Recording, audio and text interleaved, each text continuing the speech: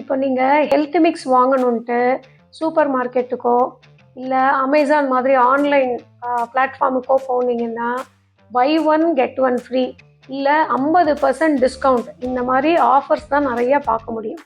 இது எப்படின்னா, நீங்கள் ஒரு தங்க நகை வாங்கணும்னு போய் அவன் 10 கிராம் தங்கம் வாங்கினா 10 கிராம் தங்கம் ஃப்ரீயாக கொடுக்குறான் அப்படின்னு சொன்னால் நீங்கள் ஒத்துப்பீங்களா? வாங்குவீங்களா?